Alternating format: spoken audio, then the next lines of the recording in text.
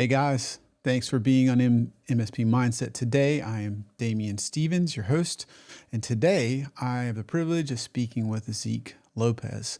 On this episode, we're going to cover how to harness your growth and how to harness the human advantage, how to harness people to be your secret weapon to empower your MSP to drive real business growth. So if you've ever struggled with how to find the right people, and it's too hard, they're too expensive, I can't retain them, they don't seem as motivated. If you've ever struggled with any of those things, which is me on all of those, you're not going to want to miss this. We're going to get into what is the human operating system. How do I figure these things out? How do I get into unconventional or different people? How can I look at this through a different lens to maybe uncover people I never considered hiring that could be my secret weapon? So you're not going to want to miss those things on this episode today. One quick note, due to scheduling, this is pre-recorded, so please drop your comments in. We'll get to as many of those as possible, but we won't be able to take live questions during this. Before I introduce Zeke, he is the founder of People Oxygen, the talent management firm for small businesses and small business owners. And his work is centered around one belief. Your people are the human operating system of your business, and everything else derives from that. I love Zeke personally. I've worked with him. Servosity's worked with him. He really knows his stuff, and I couldn't agree more around your people drive your business. They are the human operating system. According to Zeke, your people's potential determines your business potential. So make it your goal for your business to do more and go farther than just hiring your ordinary people, and make sure you get the talent savvy people to drive your growth edge. He is currently researching how unconventional people, the differently able, create additional revenue when they're offered a working environment that works with them rather than around him, and a cornerstone of his method. When he's not living in his crazy office with three 36-inch monitors, 3 live cameras, and 3 computers, he goes into beast mode by night to play his pickleball in his neighborhood courts, and maybe known to accidentally run into his favorite deli on West Yale Loop. So without further ado, the Dagwood sandwich eating Zeke Lopez himself. Zeke, thanks That's for so making time. true. Oh. That's really me. So appreciate being with you, Damien. Thanks for the opportunity just to have a good chat with you. I'm so excited for this. We've been working together. I've been fortunate to work with you, so I have more experience than a lot of guests. Let's start off with one around people. I love them and loathe them at the same time because they're not a metric. They're not a OS update or something that a tech guy knows how to get their arms around. And they're wonderful, or they're the biggest pain, depending on the day or the hour, even the same person. And I'm mostly just talking about me. So let's start with what is the human operating system? Give us your perspective on that. Yeah, thanks. One, I'll just focus our conversation on small businesses, which we can describe anywhere from like 6 to like 50 employees. Uh, the human operating system is really just acknowledging the fact that the purpose of an organization is to meet the needs of clients or people and meet the needs of the people servicing them. And so, how do you accomplish that in a way that there's value on both sides? So, a simple way to remember that is it's giving and getting. The company gives things to the employees get something, and then they give something back to the company. And when that relationship is threatened or broken, that's when things tend to go off the rails a bit. So the human operating system idea is like, how do I do this simply and practically? Because I'm busy, don't have time, and that's really what I focus on with small business owners and MSPs over the years is how do I accomplish that?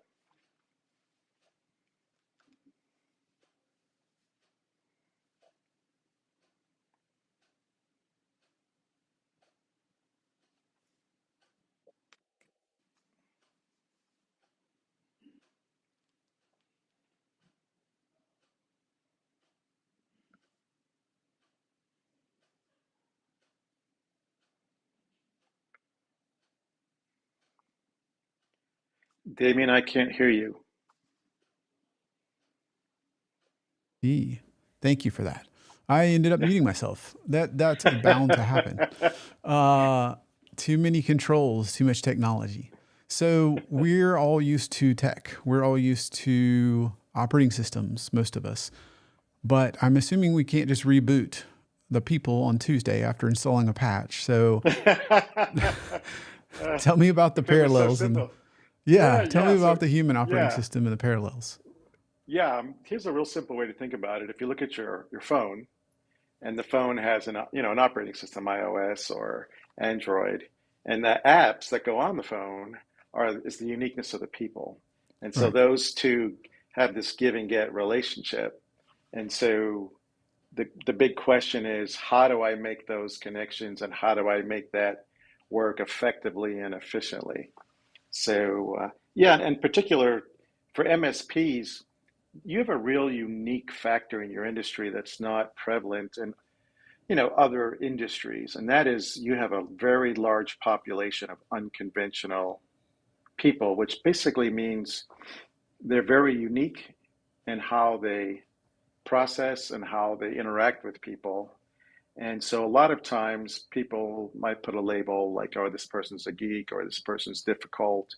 But really, in fact, they have a very unique way of thinking. They tend to think very quickly and fast.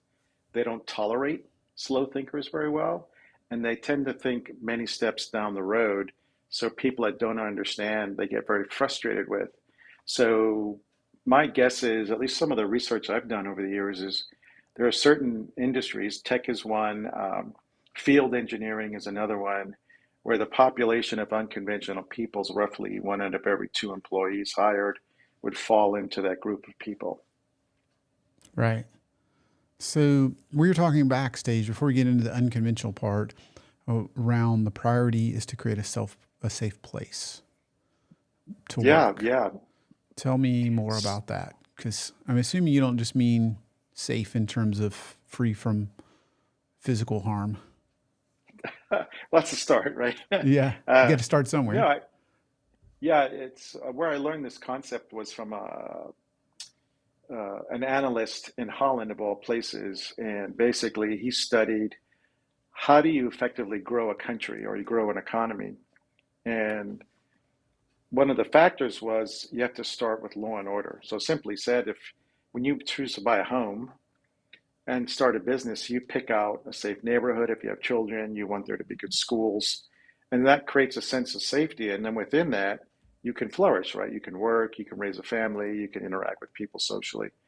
Well, the equivalent in business is, since we don't necessarily have always clear cut laws and order to follow, is you have a set of values.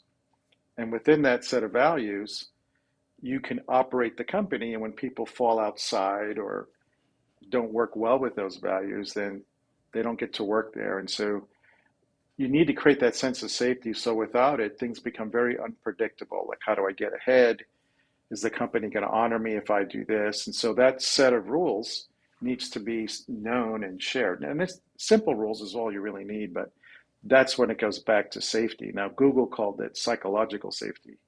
I call it simply a set of values that people can feel comfortable working within. And the simpler, the better. They don't have to be complex. Now, this is more than your mission or vision? Are these your core values or is this something a little bit different than that?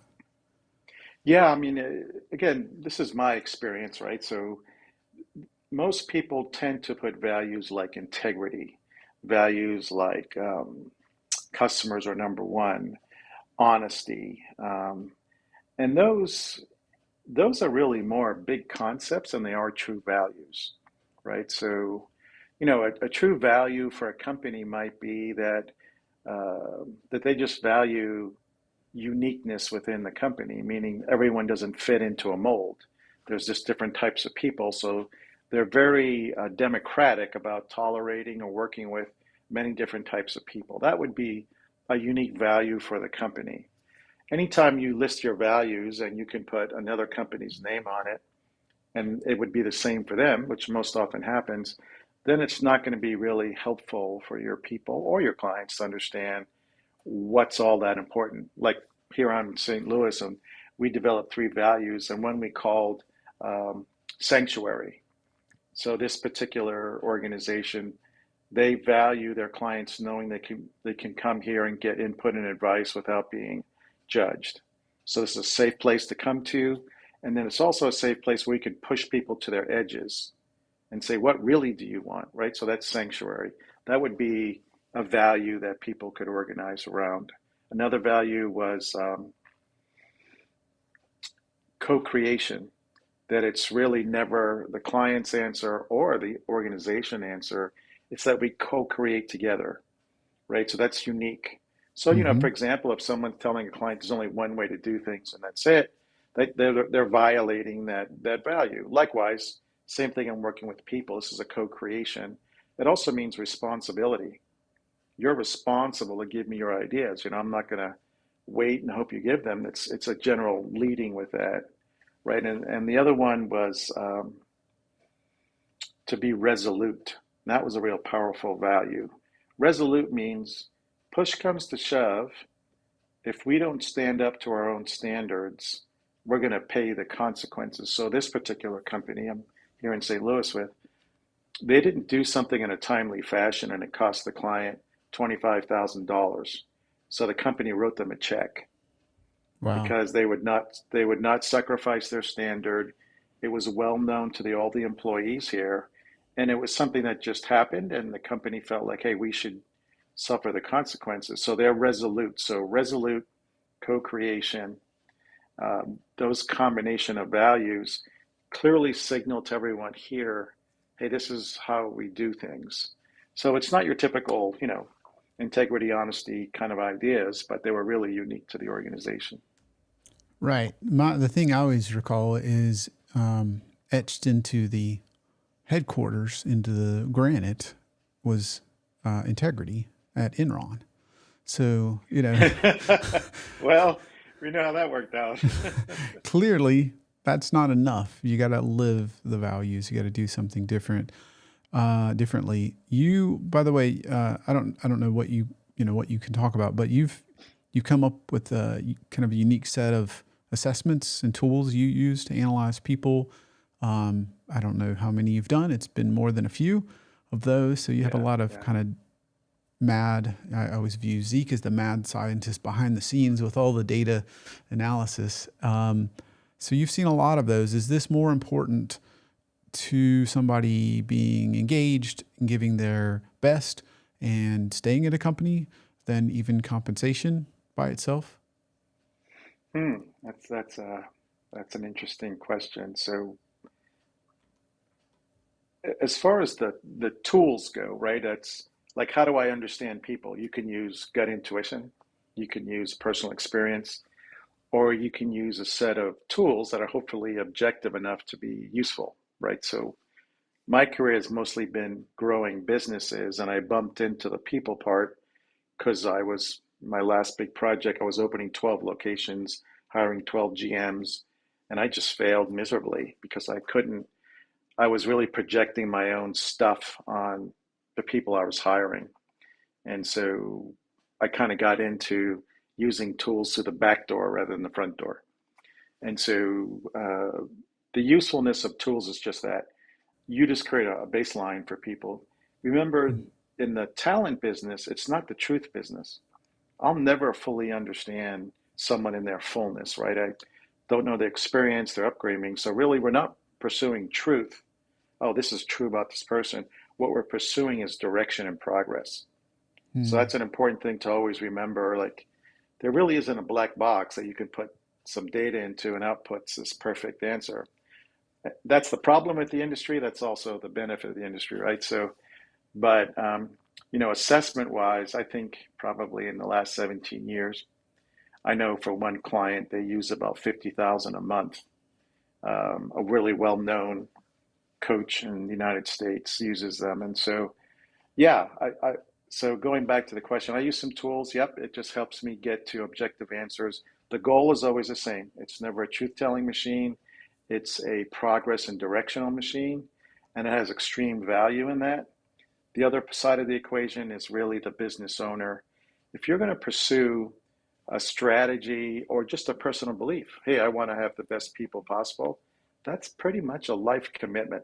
You can't do it on Monday or first quarter, and you say in second quarter you let it go, because people Right. begin, they don't feel safe, right? So that's how that's how I use tools, and that's how I would think about it. Right. So, kind of the saying, maybe mad science is the wrong term, but lots and lots of No, famous I'll take it. coaches I'll own it. use your assessments. You've seen quite a few over 17 years, and in some cases, one client alone is 50,000 a month. So you see a lot of data. You see a lot of Yeah, personalities, and yeah, and yeah. so what what creates? How could I best, if I'm trying to adopt this? I'm here listening to this. How do I create that kind of psychological safety at my Yeah, company? if you're an MSP, right? And so I have like 35 MSP clients, and not all of them are hiring at the same time, but over a year's time, it's enough to be meaningful for me. So what do I do with this? If I decide, hey, I want to, you know, make people a priority for myself, is always to start simply, right? And where do you start? With yourself. Like, not unlike me, I made a mistake thinking, hey, when I was growing these businesses, that I'm going to hire people just like me. Well, that didn't work. So I had to find another way. And so the other way was really becoming, first understanding myself in a simple way, and then becoming what I call as talent savvy, right? So it's not about being able to read people's minds or fix people. The first thing you always want to do is avoid doing stupid things. I know it sounds overly simple, but it is that simple, right? So what are stupid things an MSP can do that would just, we know it's going to get in our way, we know it's going to backfire, right? So what are some of those? First thing is not making a commitment to put some time into pre-hiring, right? It's just to hire a body because you need one, and this person says, I'm a level 3 tech for this company, and I know how to use these software tools, and then you get them to sit in front of a network, and then you break it, and they fix it, right? So Right. you would think that's But that's it's it, so hard when you need them. Can't you just do it once? yeah, Like, yeah, you can. You know what? I always advocate, be simple, try it, yeah. and if it doesn't work, try it again, and then finally realize, I better do something else. And so, the greatest point of leverage when you're building a team is always, always prior to hire, because once you hire them, that's a whole different ballgame, right? So the Hmm. pre-hire spot is learning to commit to. I would say if you have to make an error, here's the one you want to make. Spend too much time on understanding who you need, what the job is, and how do I match those two things together, right? Be Hmm. guilty of that. You'll solve a lot of downstream issues, right? So once that's step one. Step two, so you got step one, have a good sense of yourself. Step two, put your time and energy into pre-hire. And I'm not suggesting that you go out and do all this analysis. I'm just saying spend a little time, find out. I break it into two pieces. What's the talent inside a role? So what I mean by that is every role or job that a company has, you can design it to be simple, so it requires less talent, or maybe the job by its nature is very complex. And so the job is, how do I find out the talent in the role? Where's the strength in the role? Where's the weakness? Examples. I was just on the phone yesterday with an MSP, and they were hiring an intern, a summer intern. Now, this has been a long time client of mine, so we always go through the process for all their candidates. And so we were talking about, they wanted to hire a summer intern to be more like their SEO champion. This gentleman was the last year of college, and he really knew SEO work. And so I said, what's the job? And he said, truthfully, we don't know anything about YouTube. We don't know. And so I said, well, how's he going to succeed if you don't know what you need from him? And he says, I'm really good at it, so it's going to be a disconnect. So we just spent a little time, and I squeezed out of them. The sales manager said, I'm not good at YouTube. I don't know how it works. And then the CEO said, well, okay, let's come up. And so that little bit of effort would save you a lot of work down the road, because you can discuss that up front. So that's kind of step one, the talent in the role. Step two is the talent in the person. And think of it this way, not their talent for your job at this point. You're looking for what will they naturally bring to the role, even if they didn't work here, right? And so, as you know, Damon, from our experience, that's one of the things that your company is so great at, is you have a really clear idea of how to identify talent independent of your company, and then you look to take that talent and then match it. Mm-hmm. And you know, I mean, I experienced it through you. It's been amazing to see these diamonds that you're finding in the rough, and they come to your, and then you polish them a little bit, and it's all of a sudden this is amazing, right? So that's the three steps, right? Understand yourself well enough so you don't project your own stuff on other people, right? That's Mm-hmm. simple to do. The first step then after that is to identify the talent in the role. Some roles are more complex. Always assume the higher you go in the company, the more luck is involved in producing a result, right? You don't control the economy, you don't control recessions, but I manage the business. Well, I could be in a bad spot, unluckily, because I'm managing during a recession, right? Right. And then after that is looking for the talent in the person, independent of your company. What are they going to do anyway, right? So it just makes it easier. And so those are kind of the three ways to keep it simple and get some value out of your decisions that you're making. Okay. Gotcha. Now we were talking backstage, just to switch it up for a moment, about uh, stories with backup. Um, rumor is you have one of those uh, horror yeah. stories there. So, well, you know, not well. I'm only sharing one, right? There've been others, but uh, you know, one that we experienced is I used to run a service company, and what the service that we provided was to law firms.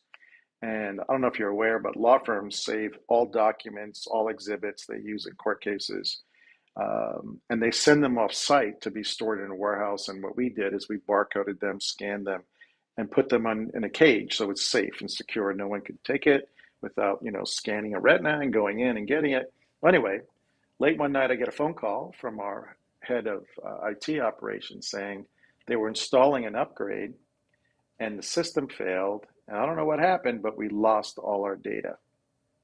Oh And I want no. you to picture, so I want you to picture we had million square foot warehouses. So you could fit several million items in a warehouse. And the Yeah. only way we could find things, so we didn't put it in a like always in the same spot. We could use barcodes to move it to different locations. So we thought we lost it all. Right. And, Talk about a and of needle in course a we, haystack. yep. And we Wow. thought, and we didn't pay someone to really back up the systems. We backed them up internally because we Mm-hmm. thought, well, you know, why are we going to pay someone else? Like, we Yeah. know You just this. buy the software, Well, right? Yeah. yeah, that's it. And then we went to install and it didn't, to reinstall. And so I was in Pennsylvania, so I flew to New York where our home office was because, you know, I was the last line of defense. Like, and so I called up the software company, and fortunately we got them involved and they were able to get us back up. But literally, we would have been out of business because we would not have been able to find anything in any of our warehouses across the country. Wow. It literally was. Just imagine a million square foot warehouse and several million items on shelves going 30 feet high. And the only way you locate things is knowing the barcode number on the location and the barcode on the box. So I was, and to be really frank, I was near tears. I was like, we're out of business. Like, how do I Yeah. go back to the owner and look him or her in the eye and say, you I know, can't they'd say, well, imagine if you said, let's do an inventory. Right. you know what? There was no such thing. Yeah. Everything was on that database. There was no such way to do it. We couldn't have done it Yeah. unless we opened up every box and re-inventoried everything. But I mean, yeah, that wasn't possible. Right. And you said multiple warehouses? Yeah, so we had a million square foot warehouse in New York. There was one in Chicago, one in Los Angeles, all kind of the major metro areas. Um, yeah, so that way you could transfer items to different locations. So yeah, there's no way to go through that door. It was a one-way door, and I thought we were done, but turns out we were able to restore. But we didn't even know if, even if we lost something, we didn't know. How would you know? Right. We had nothing to compare it to. It was just, So, yeah. So we were not sophisticated like you, Damien. well, if I understand the story, the backup did work. Is that right? You were able to restore. Well, eventually we were able to get it restored, but Okay. I think at that time we weren't sophisticated enough to do any type of comparison. Mm-hmm. It's You pretty know, common. Yeah. we turned a blind eye. We just said, "Oh, it's up," and we saw the screen, and we just assumed that everything was there. Yeah. and never, we had no way to verify. Yeah. Wow. That's a near miss for sure. Uh, Well, that's sure. Yeah. I hope you don't have one of those again. That's a lot of. I can't imagine trying to go through that number of 30-foot tall, million square foot warehouse, No, nope, nope, nope, or nope. more than one Mm-mm. of them. And this affected all the warehouses or just one? Well, the reason why I went to New York is it affected our warehouse location at the time, which is Los Angeles. Went to New York is where IT people were, Mm, right? And I wanted to get ahead of it, and I didn't want to. I mean, there was huge. That was unbelievable. Like it was high stakes to say the least. yeah. You know what I mean? There wasn't any option, so I had to go to the source because I had to make sure we push shepherd it through if we could, and if we didn't, then we had to have a disaster recovery plan ready to go. Like, Hmm. what are we going to tell our clients? Like, hey, I need this tomorrow. Well, I'm sorry, we can't find it. Our Right. system is not working. Yeah. So even talking about, I still don't feel great. So yeah, I appreciate the courage to share that. Uh, so it happens. yeah, unfortunately it does. Well, on that note, guys, this show is sponsored by Servosity, and Servosity Safe is managed backups. So with Servosity Safe, you can cut your support tickets in half and let us manage your backups. So instead of hiring just another piece of software, hire an entire team that includes the people in the process. And in my opinion, most importantly, we include daily testing of every single volume. And then we store that in tamper-proof immutable storage. So there's really two things that make us different. Fully managed means we take care of it. You don't have to. We check on it. We fix it proactively so you can be sure you're restorable. You're not really paying for backup. You're paying for recovery. And the second part is we test. We actually test daily, weekly, monthly, and quarterly. Everything from daily, every single volume, to quarterly DR offsite tests. And finally, if you were interested in learning more, go to servosity.com/deep dive. We'll get into a conversation there around what we do and how we do it. If you'd like to see more about what we do. And even if it does not make sense to do anything, on that deep dive, I'll give you a link to Steal My Process that I've spent decades building. So if you'd like to make sure you don't end up in the spot that I've been in, and it sounds like Zeke's been in, then head over to servosity.com/deep dive. Thanks for sharing that, Zeke. Yeah, I don't know. I don't feel good about that, but hopefully we keep moving on to some other Yeah, topics, let's switch gears, right? Everybody's got that. So instead of uncomfortable, let's change the word to unconventional. All right, cool. Yeah, yeah, yeah, yeah. We were talking earlier. You said that you may want to hire and make it a safe place for unconventional people, unconventionality. Tell me about that. What does that mean? Right? Yeah, That's a so hard one to grasp, maybe. yeah, I guess a small bit of education. If you can imagine an industry like the assessment industry where you're asking people out to fill out a test of some sort, an assessment, and it produces a hard copy report, whether it's things like a DISC or Myers-Briggs, or there's just many what I think are good ones and useful ones. Most of what comes out of those is what's called, I would call it socially comfortable, right? Because if you really put shocking information in it, no one would ever want to buy one, right? Or let alone rate it or let alone keep it on file, right? So Right. much of the assessment industry is what's called the feel good business. Yeah, I'd like to know my strengths. And yeah, I have a couple of weaknesses, but they generally walk away feeling good Mm-hmm. versus getting information that makes an impact. And that's the nature of the business. So that's one big qualifier. So unconventionality really started as a science, something testable back in 73, 1973, a guy named Dr. Hartman. And so what he discovered is there are people who just are what we call differently able.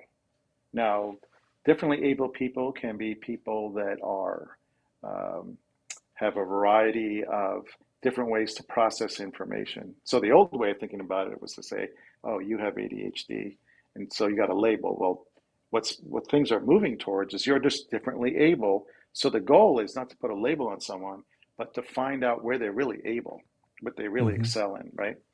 And what are the weaknesses? Because remember, every time you hire someone or get married to someone or you have a relationship, they bring their strengths and their weaknesses with them. So the old way of thinking is, hey, I want to know my strengths. The better way of thinking is, hey, I bring both to the table.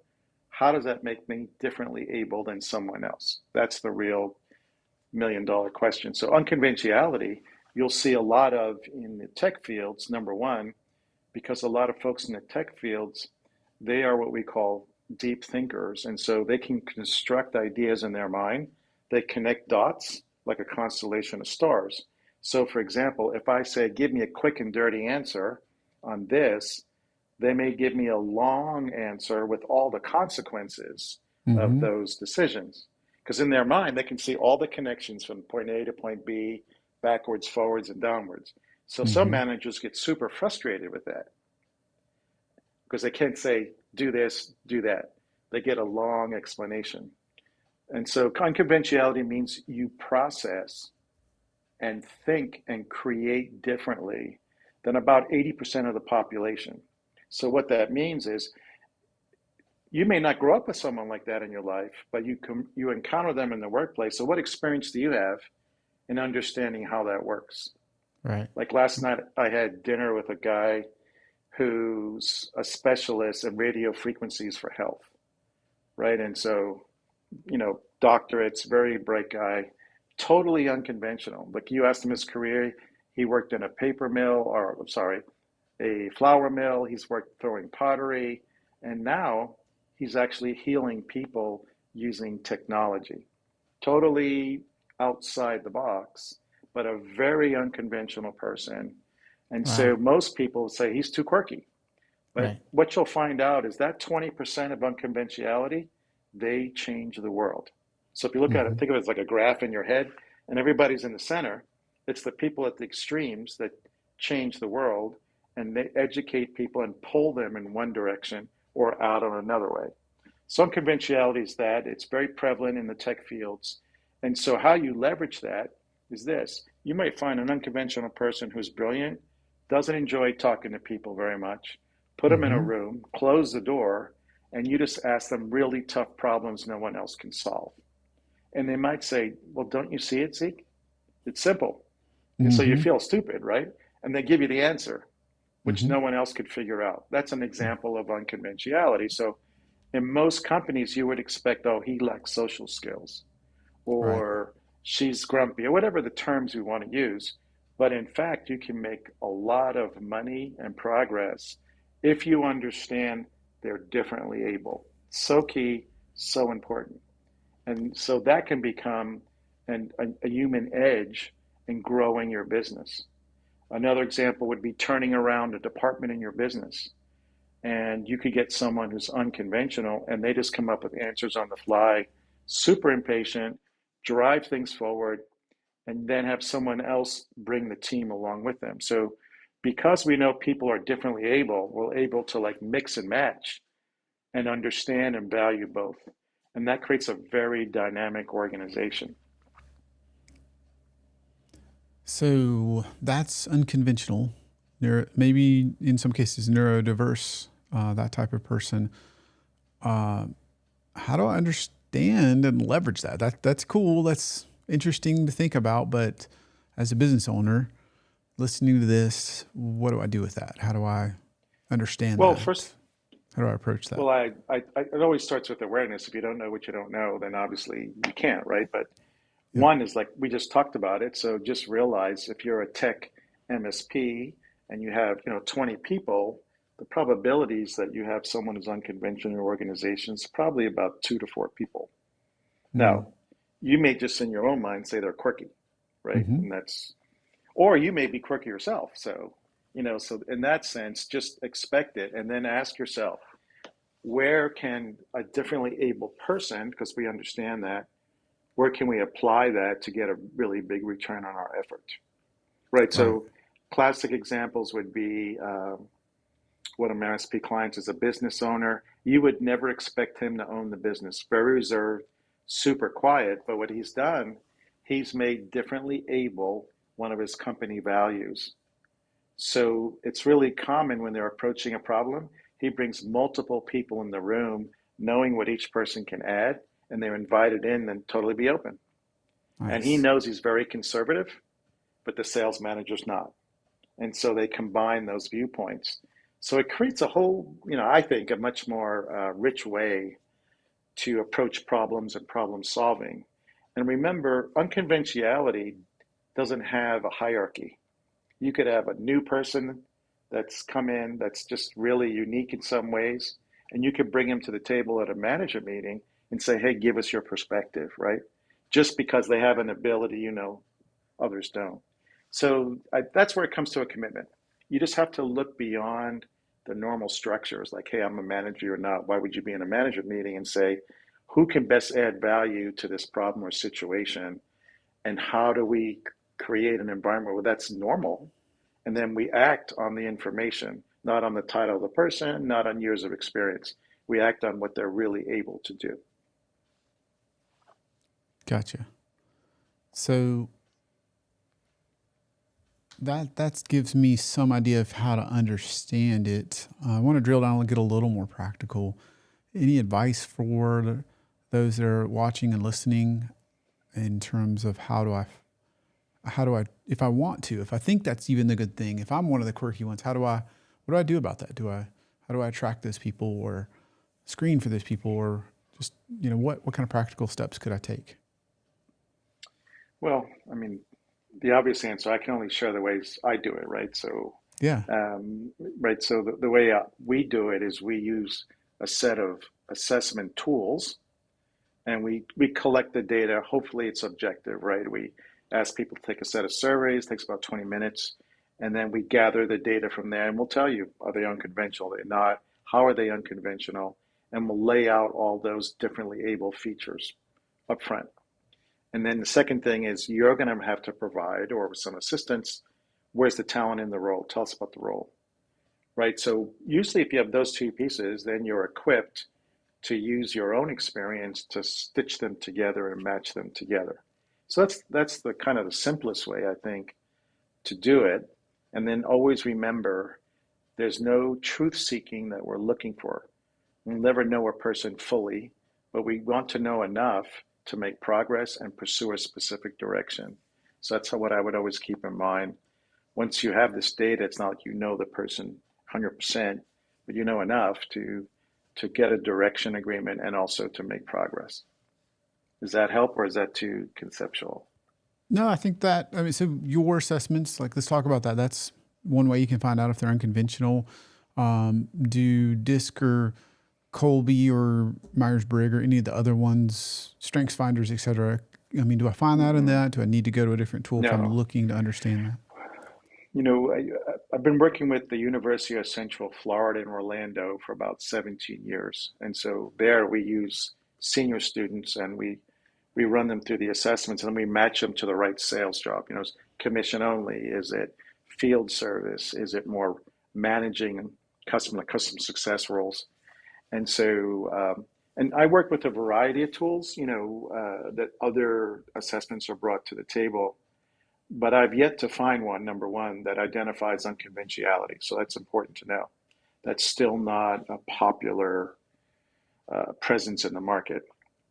You'll find in the market more tools like a Myers-Briggs or a DISC. There's a few other companies that they do a good job behaviorally, kind of finding out behaviorally how someone might appear when you're working next to them, but they're not going to identify some nuances. So, and if you only have those tools, what I would suggest is to make it simple. Let's say you just have DISC sitting around that you've used over the years, or Myers-Briggs. Then I would suggest just getting a little bit of advice on where is it really useful and where is it not, so you don't misapply, right? But then go back to the principles we've been discussing, there's three simple rules, right? Is always know it's never 100% the person. Just never assume that. Number two is like you want enough of a push towards a direction you're trying to agree on. And then the next thing is how do I make progress knowing what I know? So it's not perfect, but it's a movement in the right direction. And then use your successes to finally discover for yourself, hey, this is worth it, really knowing more information, and then you can invest appropriately. Do you think it's important, or why do you think it's important to look for unconventional people? Oh my gosh. Well, first of all, if you read some of the more popular authors, what you're going to find out is, according to their statistics, 4 to 5 out of 10 every small business owner is unconventional. Um, I don't know if how many of your audience has been exposed or been a member of Vistage. I had a chance to work with a group for a year and test the entire group. And I think the group was maybe 20 in that particular group. And of the group, there were 5 unconventional people. And so at that time, what they were trying to figure out is, why were certain people going to these monthly meetings and learning tremendous amount and all the value that executive coaching can provide, but they weren't acting on it. Mm. And then I tested everyone, found this out, went to meet with them, went to their place of business. And Damien, one of the fellows, was a software developer. Just imagine glass walls for all your walls. This is not an exaggeration. He had nearly 200 yellow Post-it notes on one wall, each with an idea that he would move around in sequence. Wow. And he said, yeah, Zeke, and he was an inventor. This guy was amazing. Now, could you build a business and make money with him? Absolutely. But if you didn't understand him, you wouldn't know what to do with him, because he was just constantly, he was doing amazing things. Another guy who took his business from, I think he had maybe 30 people, he grew it to 300. He didn't graduate from high school. He couldn't sit in a meeting and be still. He couldn't listen to a presentation right on the wall. And he would yell at employees. He was in the shipping industry, so he would watch boat making, and he could tell you, if you keep working this way, you're going to get hurt. So he would imagine, I'm the worker, I'm working in the yard, and the owner says, if you keep doing this in the next 5-10 minutes, you're going to get hurt. Now imagine that, right? But he could see things in his mind's eye about people being tired, using heavy equipment the wrong way. So he would yell at you way before the event happened, right? So he was unconventional, but he grew his business and he got a good team. And they took him and put him in the visionary part of the business and the product development side, because he's inventing electrical engines for diesel and machinery. This guy's, and his kids were also in a school where they were developing them as well. There was no place for him to go. So he hired me on the spot after he took the profile. He says, tell me about me. That was his acid test. And if I got it wrong, I'm there. And if I got it right, I had a client. And so he said, you're hired. And so to me, once you see this happen once or twice, you'll get it. You'll say, okay. But now it's the game of, how do I use differently able to be successful, right? So those are some examples, but it also shows you what happened when you take unconventional people and you put them in very conventional, standardized situations. It doesn't often click very well. Right. So so the assessment's one part, but any other tips for how let's say I'm fired up, I'm listening to this, I'm like, hey, I'm that person. I got two of those on my team. I see the value. Right. How do I attract them? But is it obviously more than an assessment? Yeah. So where does it start? Yeah, like technology, we fall in love with tools because we always like to have good tools. But the question that's fundamental for any business owner is always the same. What's the greatest opportunity in front of me? And how do I capitalize on it, right? That's always the question you want to ask. Because how you approach that is going to produce outsized returns if it's a bigger opportunity, right? And so would you rather pursue an opportunity that is smaller, or one that can really leverage your business? So as it comes to people, same exact question. What's my greatest opportunity? And what's the right person that would help me get closer to it and move towards it? So that's where you start. And most people, when they're creating a strategic plan, or maybe a simple forecast for revenue for the year, and they have an Excel spreadsheet and it's all laid out, I would always ask them the question, that's your plan, but it's only going to become doable until someone steps in it. Do you have the right people to step in that and execute? And so that's the question that people should wrestle with. First, identify the opportunity. that gives you the greatest leverage, greatest movement forward, and then ask yourself the question, do I have the people that can step into it? And I literally mean that. Stepping into your plan, you hand them the plan, and they'll be able to carry it forward. And I think that's where most disappointment happens. So that's what I would do. I don't like making things complex. Simple things tend to have longer legs and more legs. So that's what I would do. And most likely, many of your community already has forecasts and plans for the years already written down somewhere, but they haven't really asked the question, who has to step into this plan to make it real? And Right. then you ask yourself the question, do I have those people right now? And if I don't, then you want to go out to get them. And if you lack confidence, like, I don't know if I can do that, or I've had bad experiences, Mm-hmm. then you probably want to find someone like me in your area that, and do a simple test with them, test them, make sure that they can actually deliver on what they're promising. Yeah. So speaking of that, how do you, let's say you actually get one of these and now you've landed one. You're probably, if you're like me, you're like the dog that caught the car. I don't know what to do with it. They're really brilliant. How do you create that safety? How do you give them the freedom to be different, be weird, to be who they are, and yet still Yeah. drive with the team or not run off your top customer or whatever Yeah, else it no, might be? great question. Remember I said earlier, there's talent in the role and talent in the person. So now we're talking about talent in the role. So that Mm-hmm. means, what's the quality of the managers and the systems you have in place to leverage the talent in the person, right? That's part of what I call talent in the role. Sometimes you have really great managers, and a great manager can really do a lot of good with any type of person because they know how to give feedback. So number one rule for talent in a role is, do you have a quick and accurate feedback system? So what that simply means is, do you have a manager or a supervisor who can watch people do things and interact and catch quickly what they're doing wrong? But here's the $1 million question: can they teach them how to do it right? Right? That's how people progress. It's like having a coach. I do it the wrong way, and then they show me a better way, and I practice the right way, and I do it over time. So that's talent Mm-hmm. in a role. If you lack that, so that means the probability of being successful overall with a person is lower, right? And you may have to live with that. I don't have the management, or I'm not clear myself what's in the role.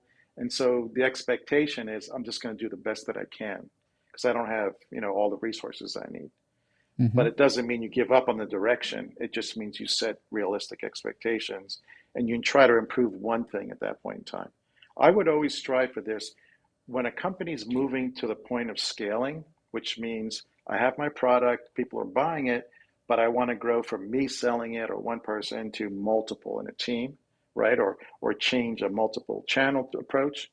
The Mm-hmm. key question is, am I ready to do that with my talent in my role, right? And so that means you can hire talented people someplace else who do something similar, you think, to what you're doing. They have a good track record, their experience checks out. But when you move them into the role itself has a lot of risk involved in it, and they fail, right? And most times, to be frank, the employee gets blamed, right? They don't know what they're Mm-hmm. doing. Well, in fact, the role was set up in such a way it was a risky decision to begin with. And so that's all we're talking about is, how do I reduce the risk level for the person and for me in the role? And that requires just doing some basics, right? And practicing that consistently. Gotcha. So most of the MSPs I talk to are fortunate enough to be scaling, like you mentioned, be growing, and that generally right now in this hiring market puts them in the spot where they say either I can't find the talent, either Mm. period or fast enough, and that I can't scale my business because I can't find the talent. Um, and I think in most cases it's not the entry level, right? A lot of times it's looking for senior talent. Maybe not executive level, but still a lot of times it's not entry level. So it might be somewhere in between. And if you can't scale your business, that's a real issue, real problem. So how do you recommend approaching like, hey, I really can't scale my business because I can't find the right people?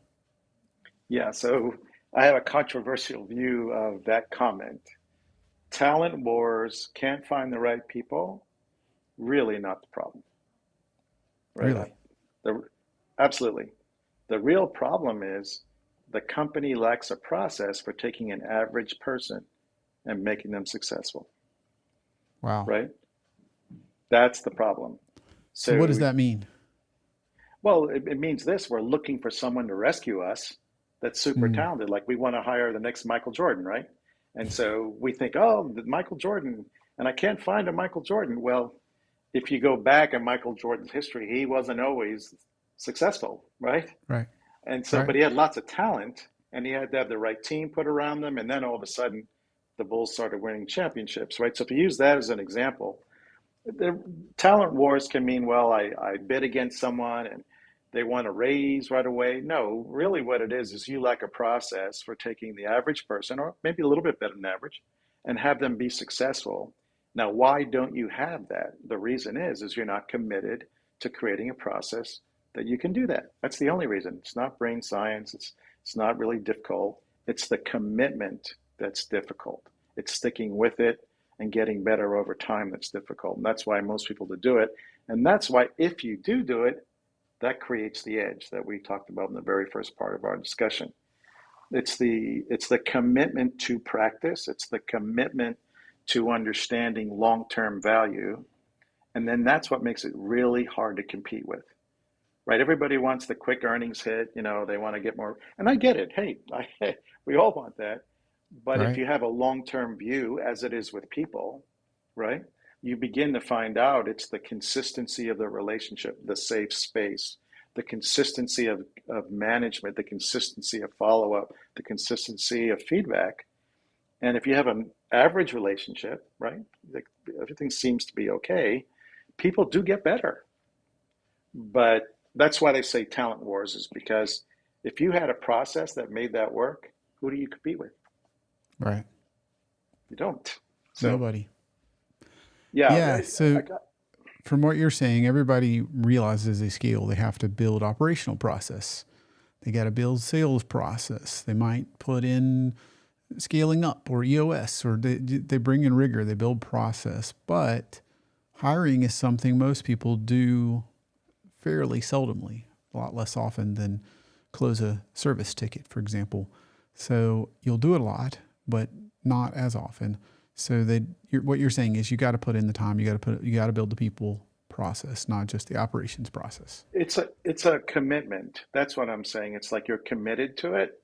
Like a pig is committed to you and you eat it, and a cow, well, gives you milk and it keeps living, right? So That's right. that's the commitment. You just, and so that's what makes it unpopular, right? Mm-hmm. It's this long-term grind for some people, but talk to people that have great relationships, socially, marriage-wise, and otherwise. It's like it's really worth it, right? So it's a choice, right? I'm not going to say there are companies certain industries have 80% turnover every year, right? They just turn their people over, but then you always hear about the one or two companies that devised a system where they keep people for 5, 10 years, and it begins to, and they stand out. Like, why is that? Well, it's because they developed a process and a system to do that.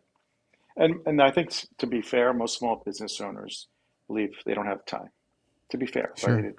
They're worrying about all the daily fires and battles. But my argument is, yeah, I can appreciate that. But can you do three things and consistently do three things well? That's a start, right? So, Right. yeah. Yeah, I'm reminded of a business that was what most people would consider very boring. It was basically the cleaning service for offices. Mm, And I'm going to get the numbers wrong, but it's something like an 800% annual turnover. hmm It's equated to like you'll stay 2 months on average or something, each employee. It's Yeah. horrific. And worse, in most industries, in most cities, cleaning service is a cleaning service. It's viewed as a commodity. They're no different. So then why hire different people, et cetera, et cetera. And there was one brave enough to say, no, we have core values. We're different. We're going to charge a little bit more. And what they did is they hired unconventional people, and they bet on people that maybe some wouldn't. And they did a couple things that were fairly basic, but I was empowered by this. Their employees that they served often struggled with reliable transportation to work.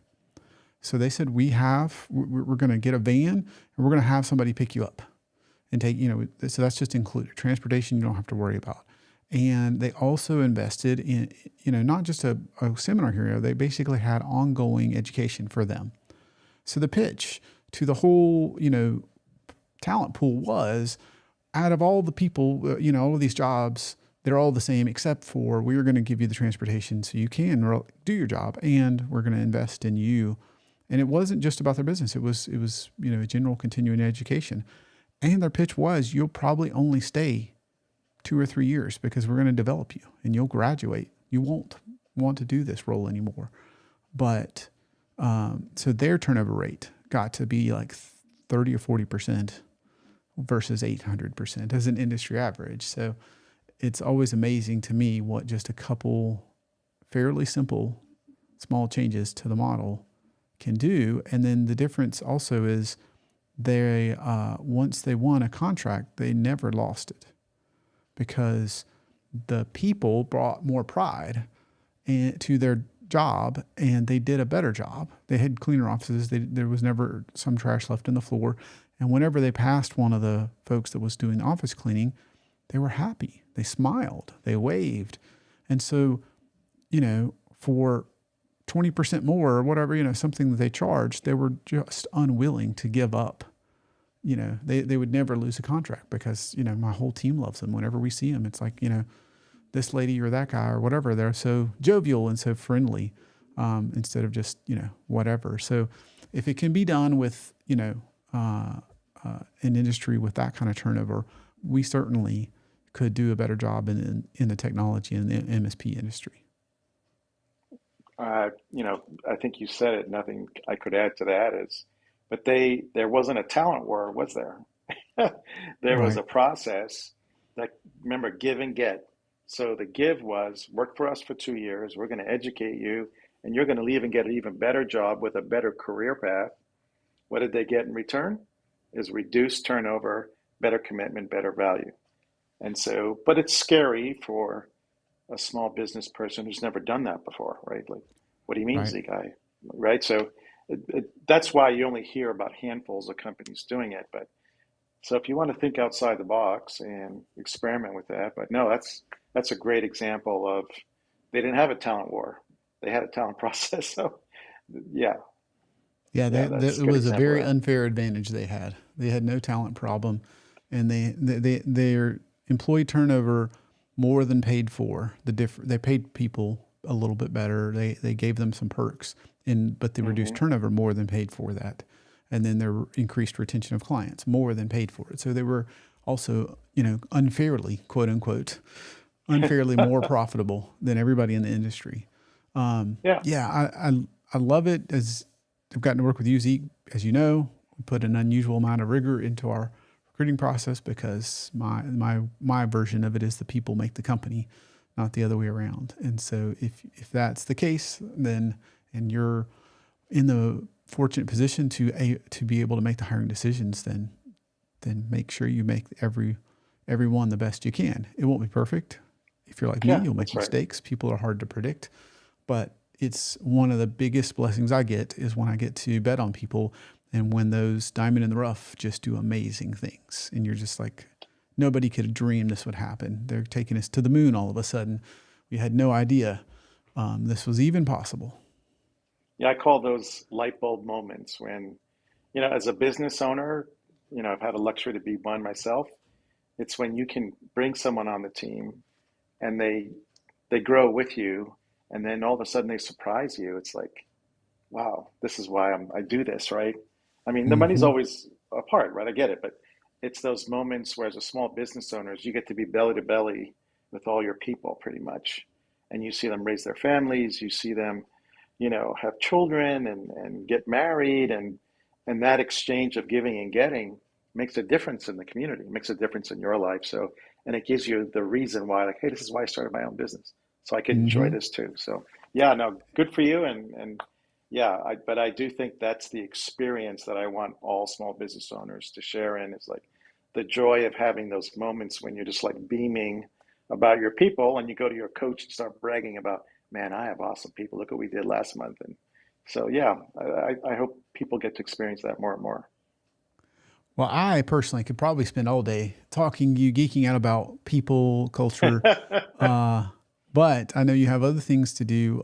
Before we thank you for this, uh, tell everybody how they can find you, how they can get connected with you, if they'd like to know more, learn more, get your help, whatever that may be. Yeah, I think the best way is just DM me at Zeke at peopleoxygen.net. And, let's grab some time on the phone and just share what you're thinking about. Is a good fit? And sometimes just a conversation is good enough. Sometimes it does warrant a little bit more effort, but just call and that would be a good start. That's awesome. Thank you, Zeke, for being here. Zeke at People Oxygen. If you want to look him up on LinkedIn or just drop him an email, definitely you're missing an opportunity if you don't do that. So everybody that's watching this in real time or on the replay, make sure to take advantage of that.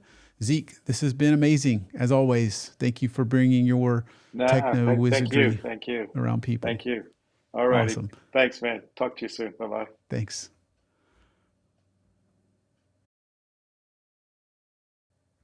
All right, guys, thank you for this episode of MSP Mindset. If you'd like to get connected to all the amazing guests we have coming up or prior, go to mspmindset.com/news, connect on YouTube, LinkedIn, wherever you social, you get on our email newsletter list to find out about exclusive perks. And lastly, if you're interested in just having a conversation with me, geeking out about hiring the best people, we're talking about how we could manage your backups with our amazing people. Join me at servosity.com/deep dive.